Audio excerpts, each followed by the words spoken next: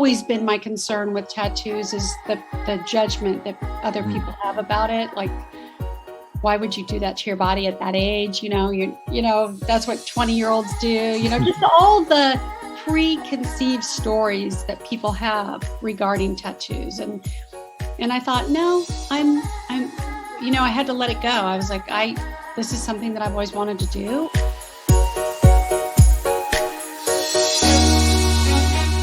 Welcome to the Crossing It Off podcast, where each episode we share the stories of individuals that are living out their bucket/life goal lists.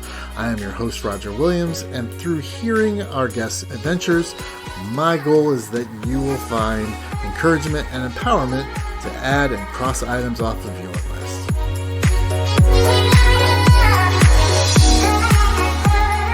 So at this time, I would like to welcome Deborah Driggs to the show. She is a former model, Playboy, centerfold, and cover girl, and a successful entrepreneur. Deborah, thanks for coming. Thank you. Thank you for having me. So let's get right into it. I'm very interested in this topic because I have this on my list too.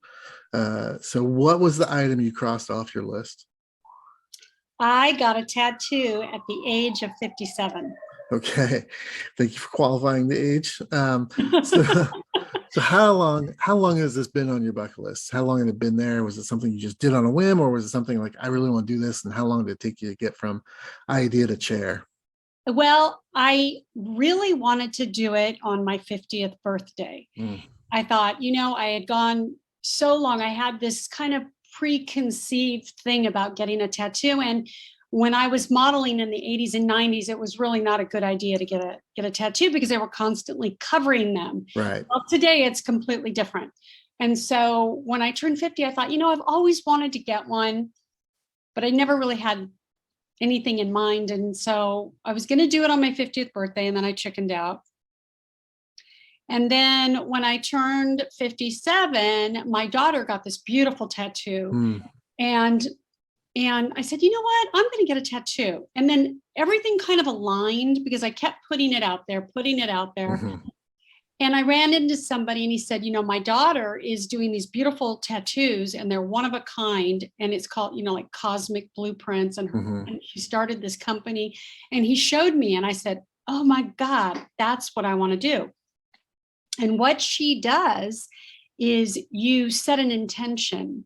And so you kind of describe why you want to get it and what it is that you want it to represent. And then she takes that information and gives you like 4 things that she came up with just through your intention. Yeah, that having the artist, like it be artist choice almost, that I think that's the best way, especially if you find really good artists, right? Absolutely. You're not wearing a piece of flash art. You're wearing someone's art, and that's really cool. Yes, and that was what was intriguing to me and fascinating, and so I took my time and came up with an intention. And I wanted it to be on the left side of my body. I'm left-handed. The left side represents femininity. And then I have 3 children, so she incorporated that. And then I said, I really just want it to look like a henna tattoo that has a prayer in it for my kids and for, my feminine journey moving forward. And, and then a lot of other intimate details that I gave her. And so she sent me all these beautiful drawings that she came up with. And I literally, the one I picked, she goes, that's the one I wanted to do. And, because she doesn't give you she doesn't push you into any of them. Right.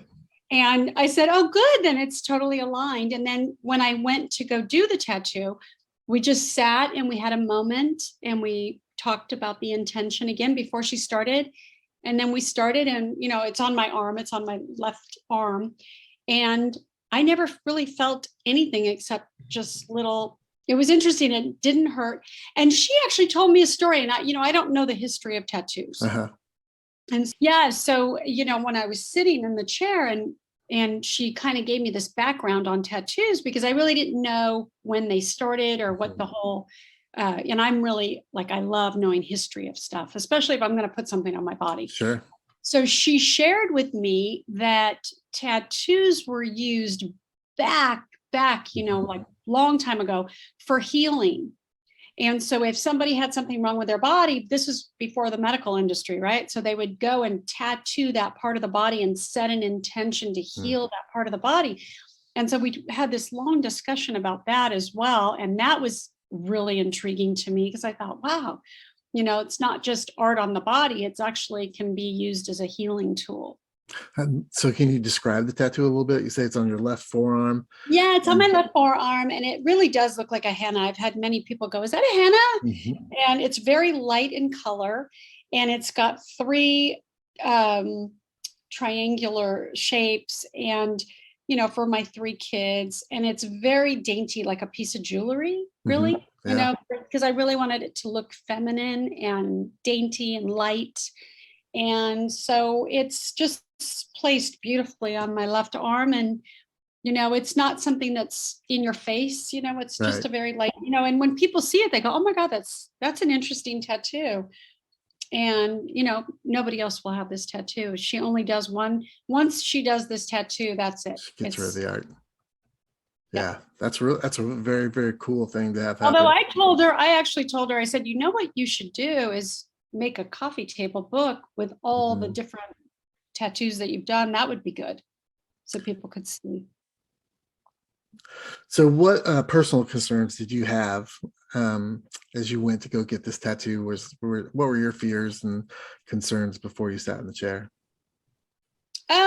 Nothing physical, nothing that I wasn't worried about me, but, I think maybe just the fact that it wouldn't look good, that it wouldn't turn out the way I would have thought. And then the other thing, it's always been my concern with tattoos is the judgment that other people have about it. Like, why would you do that to your body at that age? That's what 20-year-olds do, just all the preconceived stories that people have regarding tattoos. And I thought, no, I had to let it go. I was like, this is something that I've always wanted to do. And that was it. But I think that was probably the only real concern I had was, just, I do a lot of business and what other business people would think. But, here's the deal. In that circumstance, I can wear a long sleeve shirt. It's not a big deal. Right. I have both my arms are covered.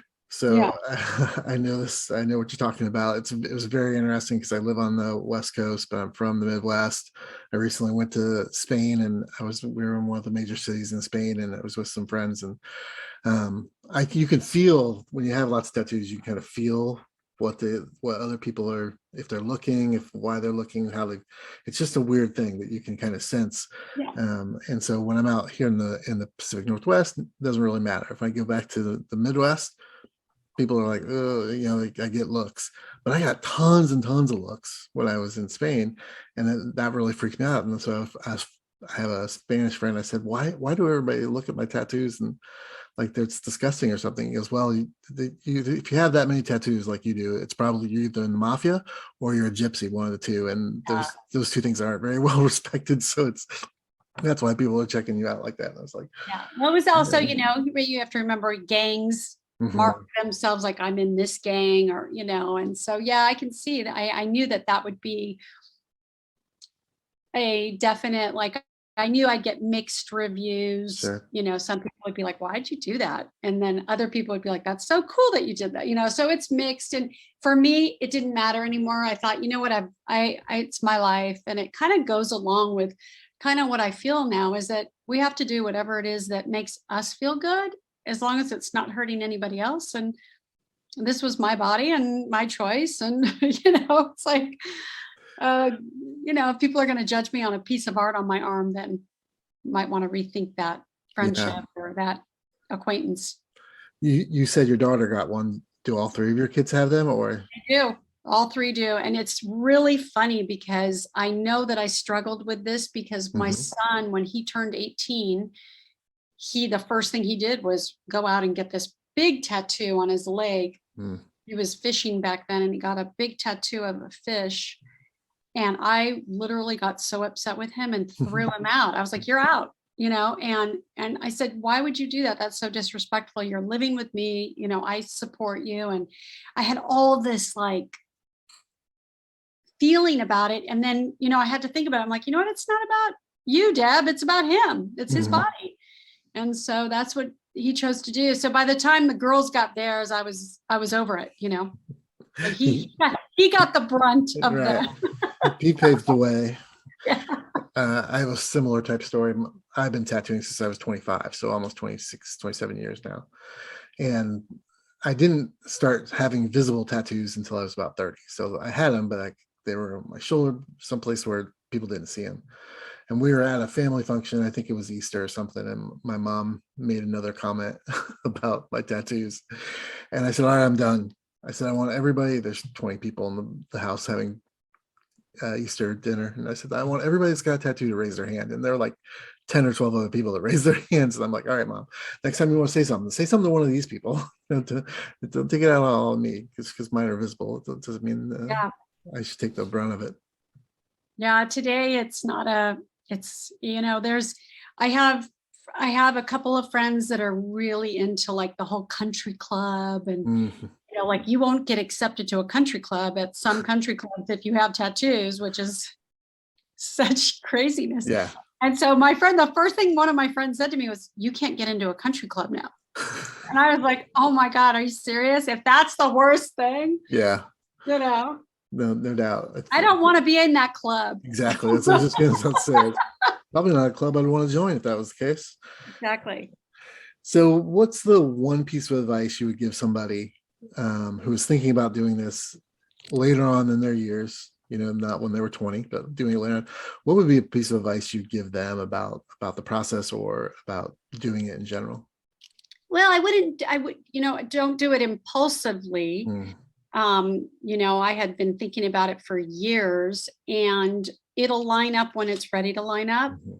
And, you really want to be really like when you're completely sure that this is it, you want to do this. I think you get that feeling of, you don't want to have the regret because it's permanent. Right.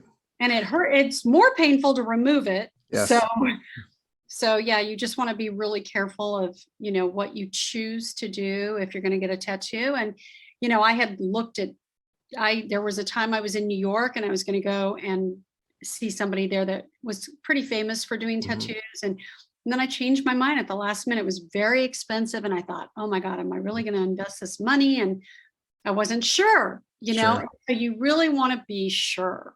And the other thing too is where on your body you want to do it. And one of the first things this lady asked me was, where are you thinking of doing it? And I said, I know exactly where I want to do it. So I was very sure. And so when you're kind of still, when you're in the figuring out stage, that's when you want to kind of hold the brakes and, really be sure that this is where you want to do it. This is what you want. And then make sure you interview a few people, that are going to align with what you want. You mean artist wise, right? Yes. Yeah. It's you wouldn't just walk into an art gallery and just buy the first piece that you walked up to. You would look at everything that's there. You would evaluate all those things. And it's kind of the same process for me. My right arm is fully sleeved. And that was an artist that I found online. And I did the same thing. I went to him and said, do whatever you want to do. And because for me, that was about him and his artistry. It wasn't about me. I mean, a lot of times tattoos represent stuff for people, and that's true. And my left side is all like that. But for me, it was, I want this guy's art on me. And so I said to him, do whatever you want. He goes, what? He'd not really heard that before. He was like, yeah, just do whatever you want. And he took the measurements. He came back with something. I said, yeah, let's go. It's yours. Do it. So amazing. That is called trust, brother. Yeah. Well, and again, I didn't walk into the shop as I was driving by it, right? I mean, I spent a lot of time looking online and looking at this person's art, and so by the time we got to consultation, I knew that I wanted his work on me. So it was I trusted him, and I think that's. And he again, very expensive, do a full piece on the right arm, but he cut me some breaks, and I got to do some things that normally you wouldn't do. He asked me to do a tattoo show with him. So basically he was working on my arm and tattooing me while people were coming by, and he was talking to him. And I think I sat for like 6-7 hours that day. And so, but I got it really cheap. So, because I was his canvas. And so that was good for me. That's amazing. Yeah. And I worked with teenagers a lot over the past 20, 30 years. And so they've been very visible, and kids think it's cool. And I'm just like, like, I'm going to get this, I'm going to get that. And I'm like, well, just think about it. Like you said, just make sure it's the thing, right? Because I've had cover-ups, and I've had laser to get some stuff removed that I didn't later on didn't want. And so you have to know exactly what it is that you're interested in. And so I have an appointment in a week. So to get knuckle. I've already been researching the next person that I want to do another tattoo. I want to do one on the back of my neck, so my hair will cover it, and then if I want it to show, I can put my hair up, but I thought I'm going to do one on the back of my neck, and now everyone's like, oh, here she goes. Yeah.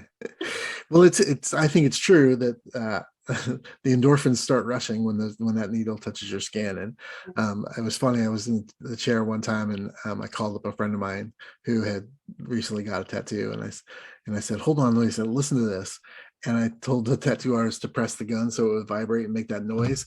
My friend was like, oh my gosh, where are you? I want to be there. Even that noise was incited the memory of those endorphins. So you can get good. Yeah. But I think it's great that you've waited in time. So like, I'm getting knuckle tattoos in a week. Okay. And so that's like the biggest commitment I think you can, because you can't cover it up unless you're wearing gloves, and that's only a certain part of the time in certain part of the country. So it's visible they're there. So it's been a long time, but I've had what I want in my head for probably 6-7 years, and just haven't done it. Yeah. And now it's time. So was this it, or do you want more tattoos? You kind of indicated that you're. I kind of indicated that I want more, but no, this isn't it. I've already, like, in my vision, I see myself getting one on my left finger, on the back of my neck, maybe later on my ankle, near my ankle. But I've already had these thoughts of like, okay, where's the next one? So but again, I'm just kind of waiting for the right moment and looking at different people online and seeing what resonates with me. What is something that's on your bucket list that is completely different than getting a tattoo? Oh gosh, well, I'm a big travel person.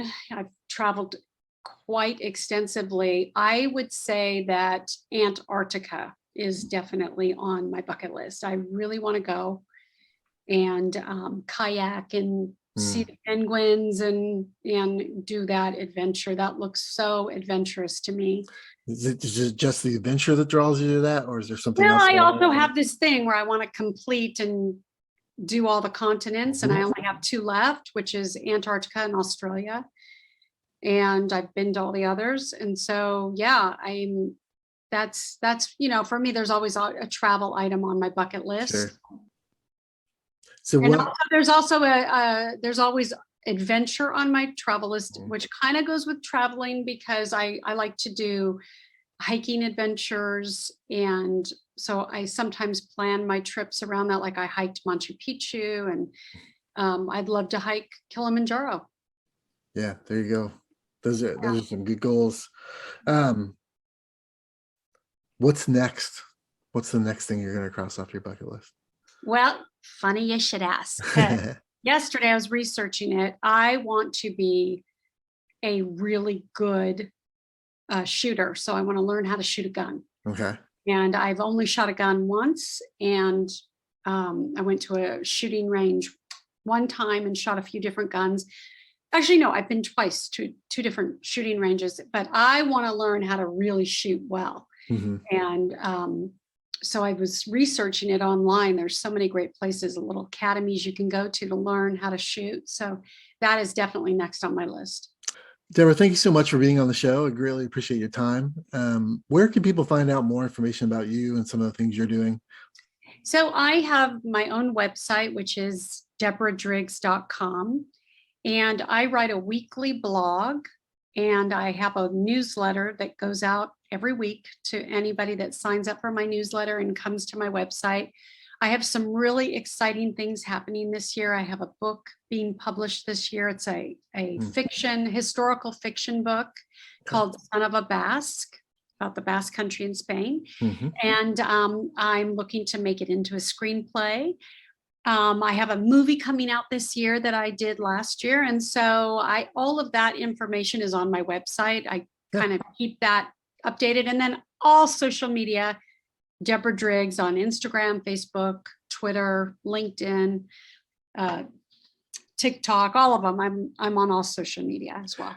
Great. Well, I will make sure that all those links get put in the show notes so that we can make sure to drive people there. Thank you so much for being here. And when you cross off some of those other things, let me know and we'll have you back.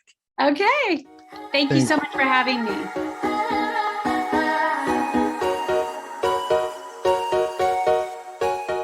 As a reminder to our listeners, in this episode's show notes, you will find links to learn more about this week's guest and information on how you can cross this item off of your list.